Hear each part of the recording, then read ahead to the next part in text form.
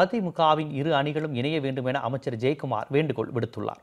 ஆனால் இணைப்புக்காக அமைக்கப்பட்ட குழு கலைக்கப்பட்ட பின்னர் இனி பேச்சுவார்த்தை நடத்துவது எப்படி என்று முன்னாள் முதலமைச்சர் ஓ பன்னீர்செல்வம் கேள்வி எழுப்பியுள்ளார்.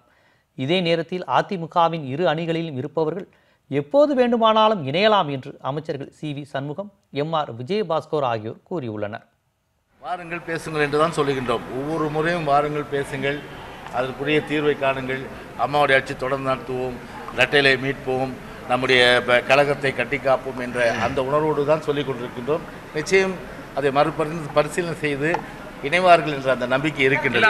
குழுக்கள் கலைக்கப்பட்ட பின் பேச்சுவார்த்தை எப்படி நடைபெறும்? ஜெயக்குமார் வந்து இன்னும் நாங்க ரெடியா இருக்கோம், பேச்சுவார்த்தை நாங்க தயாரா இருக்கோம், ஓபிஎஸ் அவர் வந்து மறுபடியும் ரீகன்சிடர் பண்ணோம் அப்படின்னு சொல்லி கேட்டிருக்காரு.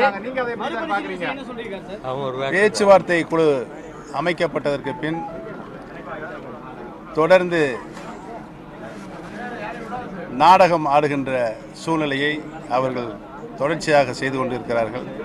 நாங்களும் சேர்ந்து நாடகமாட தயாராக இல்லை. இன்னைக்கு கலைக்கலாம், நாளைக்கு போடலாம். அது வந்து எங்களுடைய குடும்ப பிரச்சனை.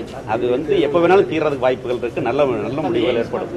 நாங்கள் ஏற்கனவே ஒரு முடிவு எடுத்துட்டு மாண்புமிகு தமிழகத்தோட முதலமைச்சர் எடப்பாடி தலைமையில் நாங்கள் சிறப்பாக இன்றைக்கு செயல்பட்டு கொண்டிருக்கிறோம். கட்சியும் ஆட்சியும் செயல்பட்டு கொண்டிருக்கிறது.